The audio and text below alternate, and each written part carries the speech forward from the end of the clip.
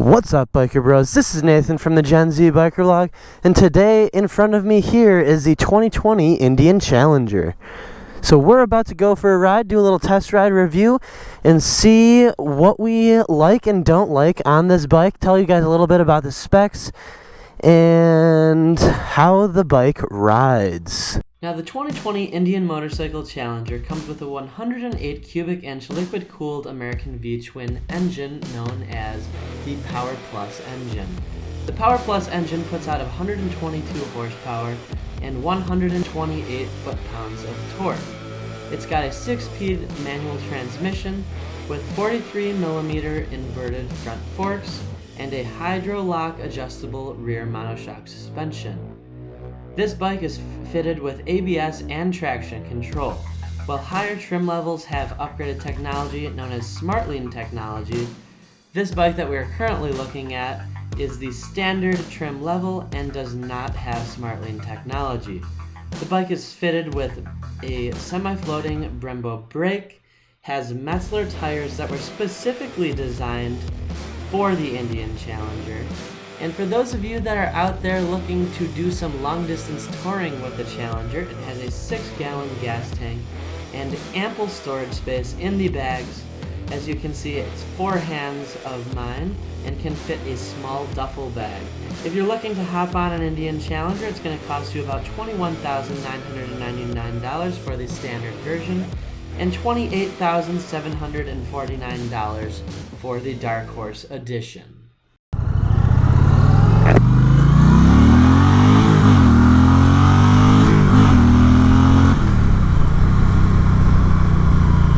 Oh shoot, there's a cop right there.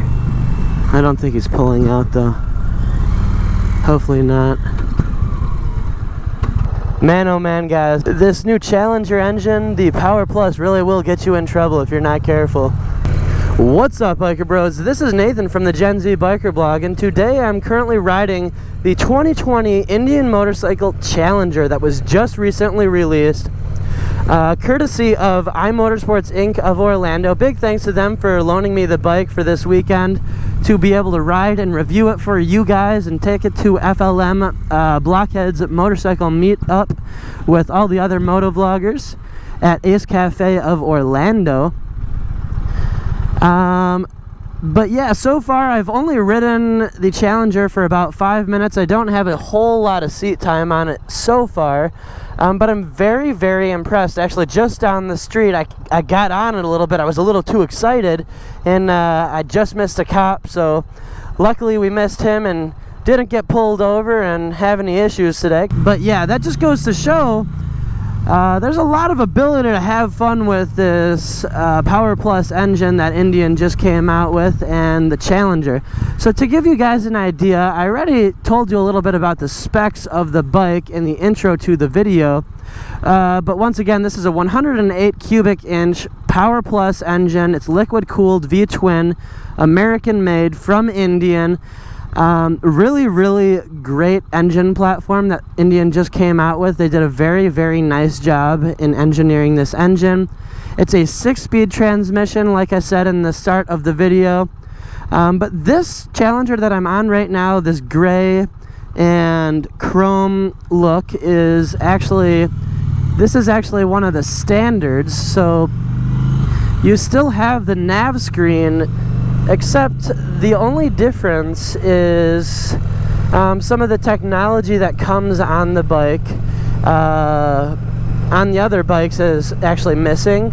So you still have ABS and traction control, but you do not have what they refer to as the active traction control. So on some of the other models, like the Dark Horse, when you are leaning, like if you're in a lean angle and the rear tire slips out or something like that, traction control will kick in, whereas this bike doesn't have that lean traction control and ABS. It's more so just generalized traction control and ABS. But that said, that is something that a lot of bikes still don't even have. My personal bike doesn't even have traction control or ABS. It's a 2009 Kawasaki, but it is this bike is pretty incredible. It rides very smoothly. The suspension is absolutely amazing. As I said in the specs at the start of the video, this monoshock rear suspension, adjustable monoshock rear suspension, is very, very comfortable. The inverted front forks are making for a very, very comfortable ride as well. It's overall just an amazing motorcycle, and I honestly can't complain about it just yet in the little bit amount of a time that I've been on the bike. The stock exhaust sounds pretty decent, actually. I would say it's definitely better than a stock Harley Davidson.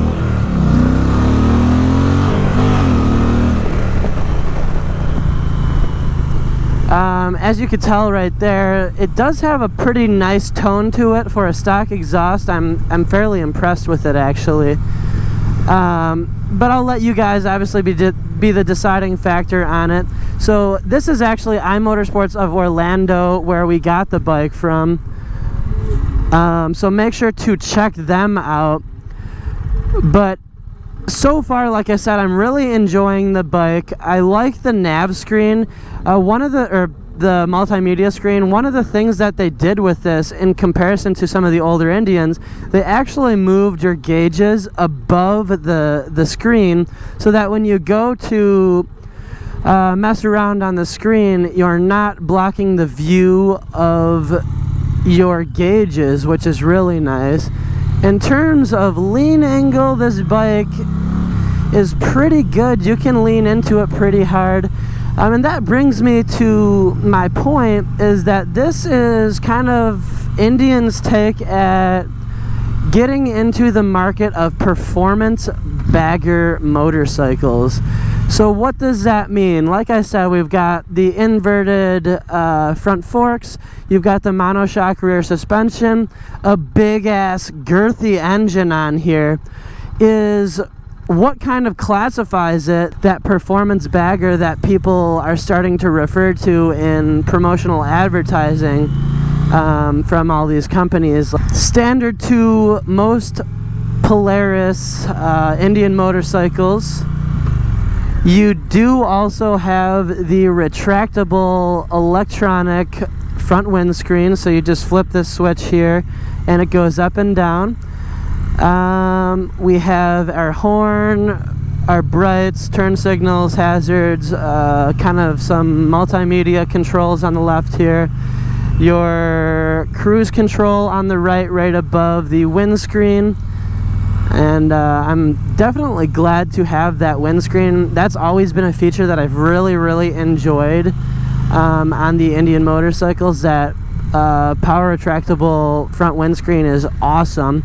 In terms of the seat, it's pretty plush for a stock seat. I feel really comfortable on it. I don't feel any pressure points in my butt just yet. I am 5'11 3/4 with my boots on. I'm just about 6 feet, and I do not feel cramped at all. The seating position is really good on this bike, where the pegs are, the floorboards and shifter and all that. I feel very comfortable.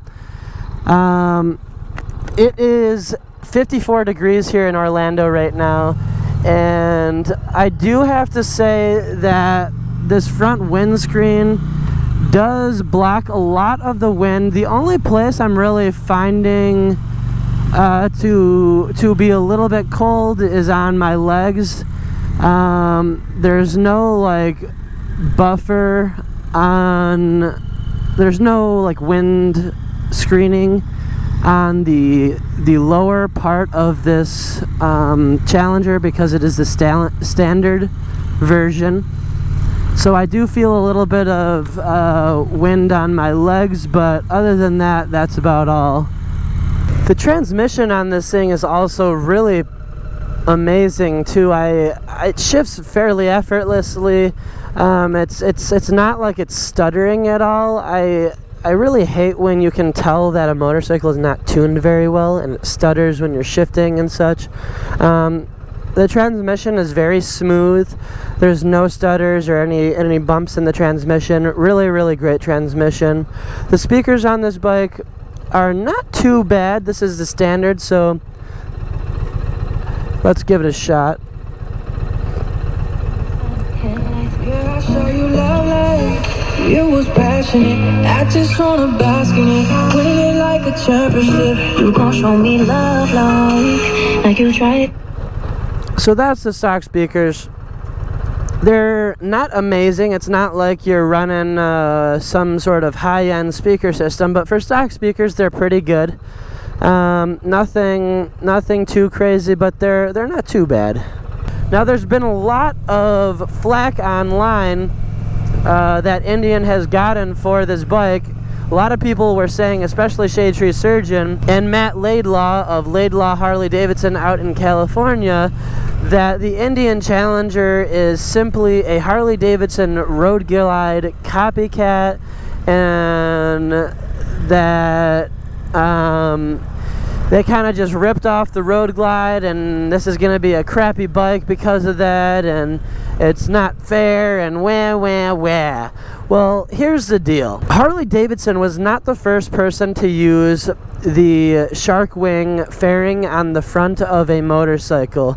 You've got plenty of other bikes that use that same type of fairing. The Vaquero, the Goldwing, there's a couple other bikes as well. So bottom line, Indian making the Indian Challenger with the shark wing fairing is not copying anyone. It's simply sticking with the times. It's a good sign that Indian is doing this. It shows that they're trying to keep up with the other brands. I mean, don't get me wrong, they have a great product. They produce awesome motorcycles, and I love their brand. But all this goes to show is that they're trying to get better and better every day.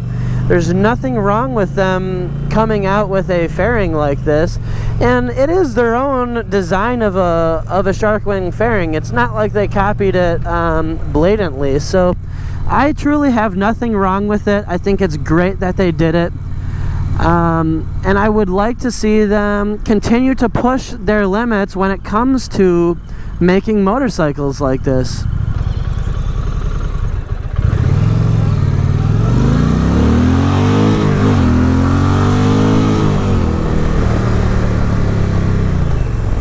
Braking test,